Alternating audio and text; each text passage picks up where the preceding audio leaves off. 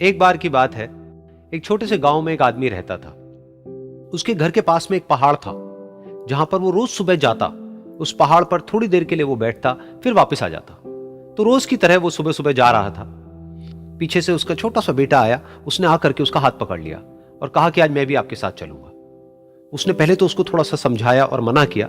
कहा कि जो रास्ता है वो बहुत ही छोटा है और चढ़ाई बहुत ज्यादा है, तो तुम मेरे साथ नहीं चल पाओगे। लेकिन फिर जब उस बेटे ने जिद करी तो पिता मान गया। तो दोनों पहाड़ पर चढ़ने लगे। पिता ने बेटे का हाथ कस के पकड़ा हुआ था। लेफ्ट साइड में पहाड़ थे, राइट साइड में खाई थी और रास्ता बहुत ही छोटा था। और वो पहाड़ की चोटी तक पहुंचने ही वाले थे, तभी रास्ते में एक बड़ा सा पत्थर आया। क्योंकि पिता उस रास्ते पर रोज आता था, तो उसको पता था कि वहां पे पत्थर है, तो वो साइड से निकल गया। लेकिन जो बेटा था उसका ध्यान कहीं और था, तो उसका घुटना जा करके उस बड़े से पत्थर पर टकरा गया। तो फिर उस बच्चे के मुंह से एक चीख निकली। और जैसे ही वो चीखा, उसकी आवाज उन पहाड़ों में गूंजने लगी। इससे पहले उस बच्चे ने कभी भी अपनी आवाज की गूंज नहीं सुनी थी, तो उसे समझ नहीं आया कि क्या हो रहा है। वो अंदर से थोड़ा सा घबरा गया।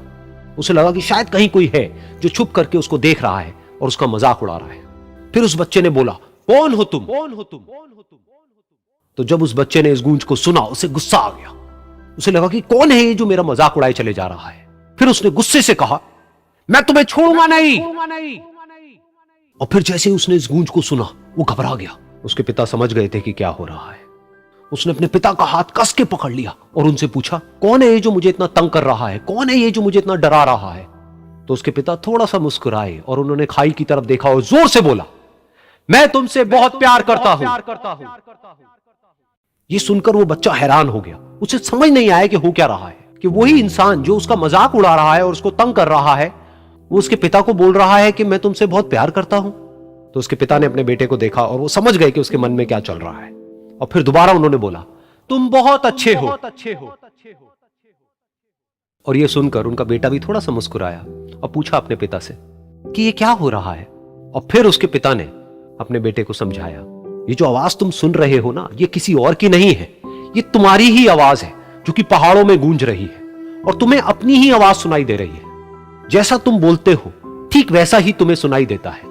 अगर तुम गुस्से से कुछ कहोगे तो पलट करके जो आवाज आएगी उसमें भी गुस्सा होगा, लेकिन अगर तुम कुछ अच्छा कहोगे तो वो आवाज भी अच्छी होगी। बिल्कुल इसी तरह से हमारी जिंदगी में भी होता है।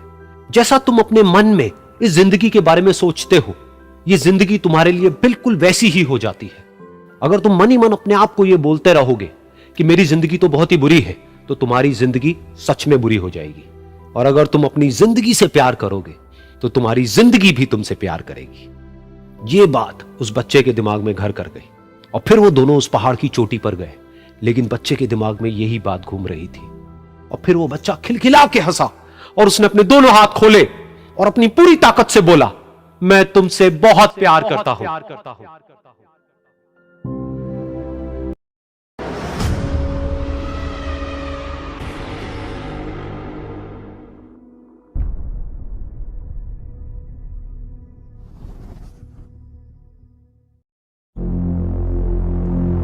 गर जुनून हो सर पे तेरे और अंतर में हो विश्वास,